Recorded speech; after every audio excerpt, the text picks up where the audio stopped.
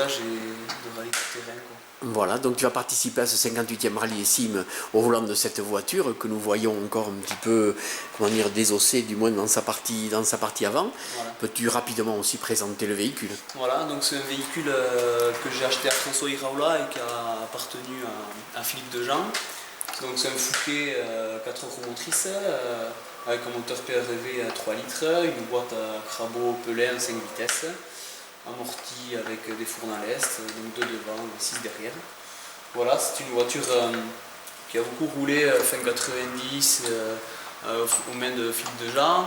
Ensuite François Iraola a fait quelques courses avec, puis ça faisait un petit moment qu'elle était au fond d'un garage en pièces détachées et donc voilà, donc j'ai acheté ça, j'ai saisi l'occasion de l'acheter et de remonter ça avec l'aide précieuse de Patrick, quoi, voilà, c'est son boulot de mécano. Cette aide a été très précieuse pour que la voiture puisse rouler de nouveau.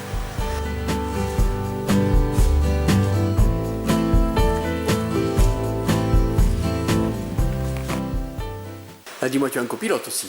Donc j'ai un copilote, c'est Clément Iressarret. Donc Clément, à l'époque où je roulais avec le Fiskar de roue motrice, il me faisait l'assistance, il m'aidait beaucoup à la préparation de la voiture et il nous suivait pas mal.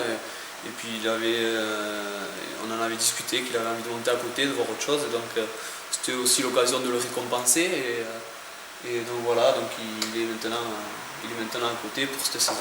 Et d'ailleurs, bon, comme je le disais, on est peut-être deux dans la voiture, mais il y a beaucoup de monde autour, notamment des partenaires et beaucoup de gens qui nous soutiennent, donc je les remercie tous. Et d'ailleurs, sur adourpresse.com, notamment sur internet, il y aura des articles qui les mettront en valeur, ces gens-là. Et donc voilà, merci ce soir.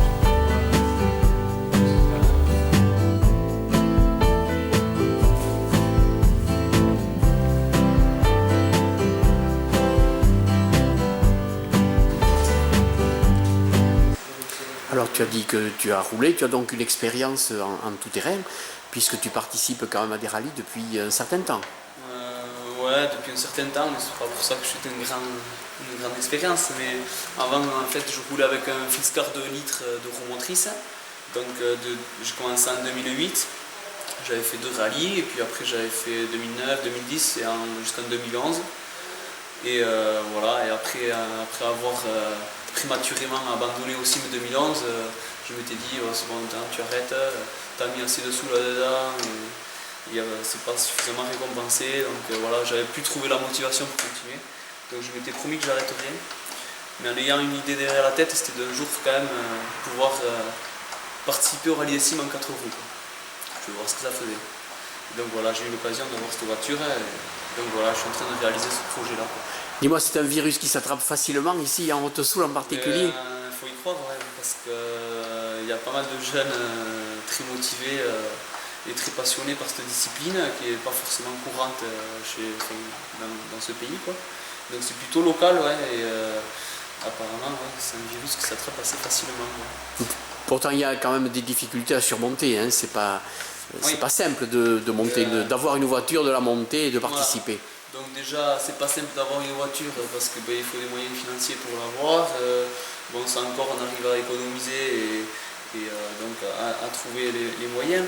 Ensuite, c'est les connaissances mécaniques parce que ça peut être assez pointu de temps en temps. Et donc là, moi j'ai la chance d'être bien entouré, notamment avec Patrick Aguerre qui, quand j'ai annoncé ce projet-là, il m'avait dit mais pas de soucis, je te suis, je te soutiens. On va la remonter cette voiture et voilà, et donc on a pu le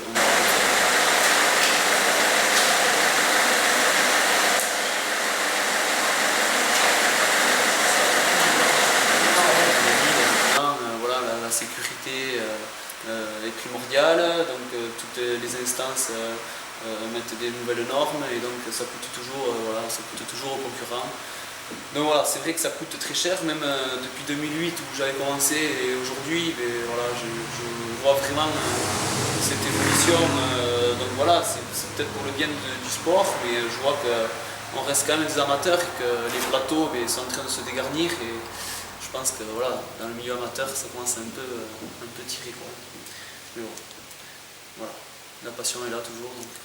Dans quel état d'esprit es-tu là? On est maintenant allé à 10 jours de l'épreuve là. À 10 jours de l'épreuve, je pense que la pression va monter au fil des jours.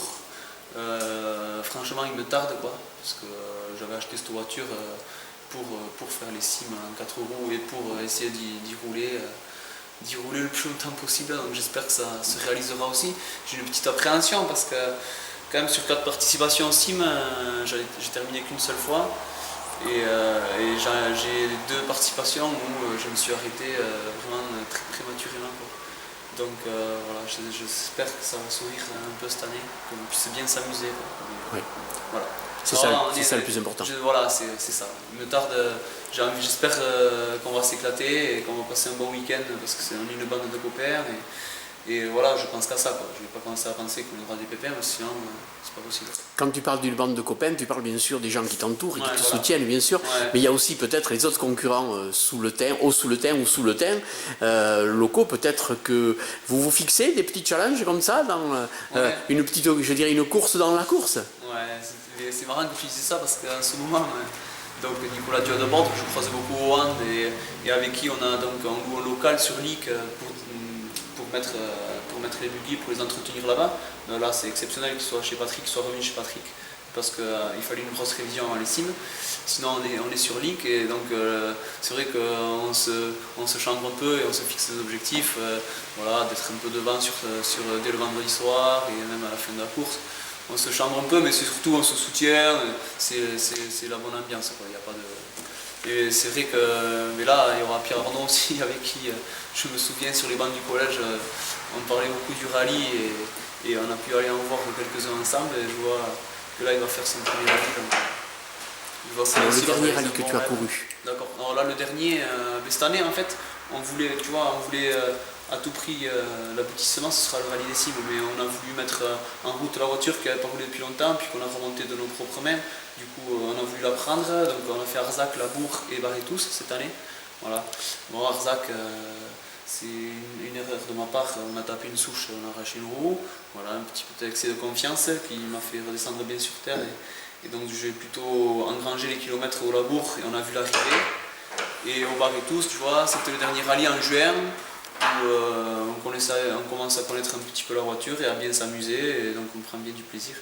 Mais on a abandonné sur un problème électrique le dimanche matin. Bon.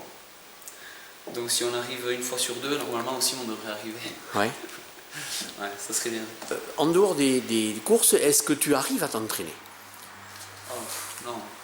Franchement, je me suis promis, chaque année je me promets, quand je fais comme ça, quand je participe au championnat de France des rallyes, je me promets de faire monter mes sponsors, mes partenaires, mes copains qui m'aident et tout, de faire une journée avec eux.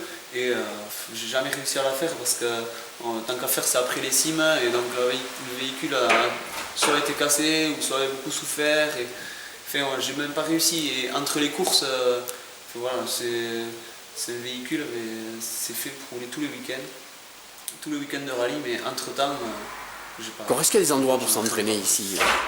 Il y a des endroits, donc soit on loue des circuits à Lambar ou à Tarsac, ou soit on ferme des chemins, et à ce moment-là il faut les autorisations de propriétaire, parce que je pense que c'est pas tout le temps très apprécié qu'on y aille comme ça à l'aventure sans demander des permissions.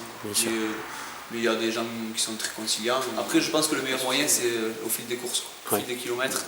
Rien que faire un rallye entier, voilà, on connaît beaucoup mieux la voiture. Hey,